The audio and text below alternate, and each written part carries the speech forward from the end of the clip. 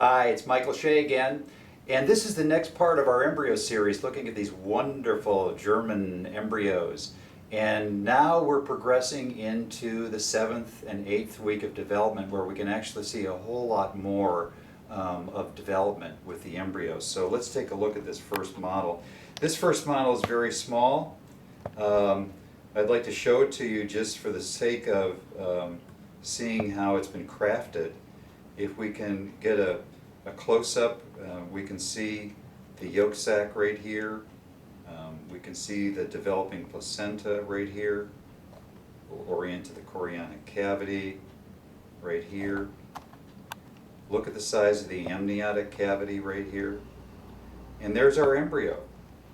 We have the head and the caudal end. That is not a tail by any means. And we can see in the very middle the developing heart. And we can see this orientation from the very second week of development, where there was a connecting stalk on the back of the embryo, and then in the 3rd week the embryo turned, as we saw, and the connecting stalk was on the sacral end of the embryo, and now the embryo is finally turned around into the final position for the rest of its development and through fetal period, where the nutrition and the veins, umbilical, and the yolk sac are coming in through the front. So now, look at the size of this, and we're going to compare it to this model now.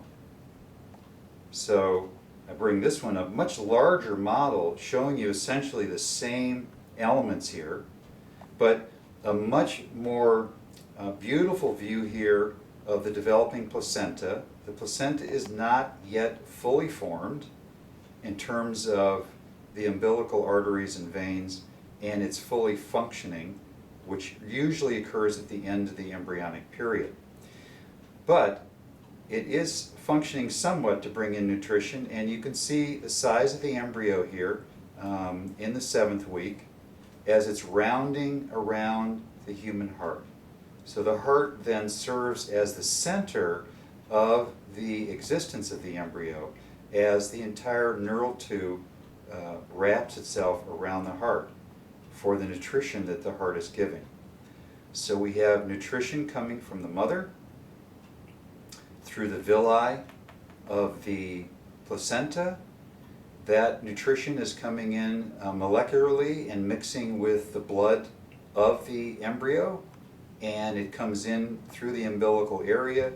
It goes directly to the heart, and from the heart it then is circulated systemically to the brain and the rest of the embryo right here.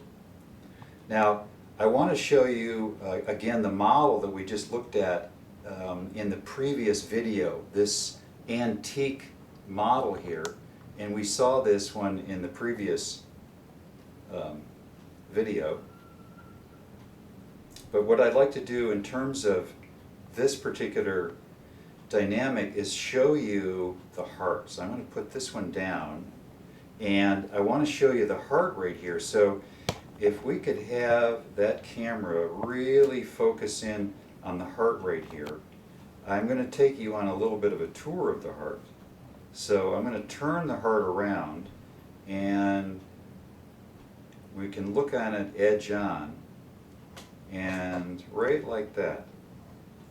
And we can see that this whole heart essentially has formed as a tube, and that the tube itself is turning itself downside up.